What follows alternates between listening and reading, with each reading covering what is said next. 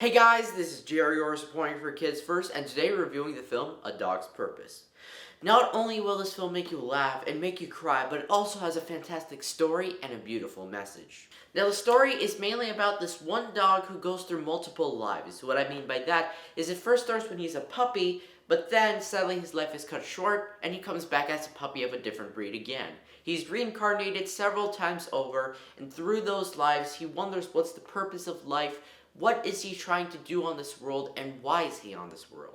He soon realizes that his purpose on this world is to bring joy to others, as well as to spend time with the people he loves. Now, my favorite scene is probably when he's a German Shepherd. In fact, he's actually a canine unit, part of the police force, and he's saving a little girl who got thrown into a river. Now, the nitty-gritty details, if you want to find out, you gotta watch the scene. But what I really liked the scene is because it was action-packed, it was so exciting. It went from very funny and exciting to very sad, and almost actually made me cry. And I very rarely cry at films, just to show you how much of a connection it is formed with these characters.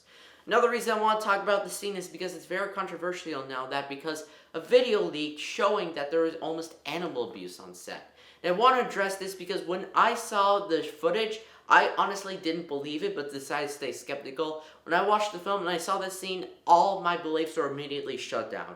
The dog who's playing the character Ellie, Hercules, he looks extremely happy, and he looks like he's enjoying himself in the water. It doesn't look like he was pushed in or forced in, or it looked like he was being drowned. It looks like he was happy playing in the water, enjoying himself. Now, one last thing I want to talk about related to this scene is the fact that there's a lot of people calling for a boycott, including some worldwide large organizations. And I think this is completely and utterly against everything related to animal rights, because the whole moral of the film that's kind of in the background throughout the runtime is to support animals and to cherish them like humans, because they can feel like humans. You see the perspective from this dog who feels like humans, who has emotions, who can get very sad or can be very happy, and to put them in adoption centers is very lonely for them, and they do not have happy lives there.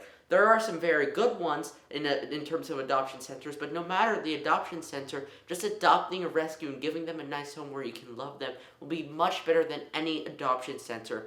And to boycott a film with that message that will make a lot of people more inclined to adopt a dog is going against everything related to animal rights.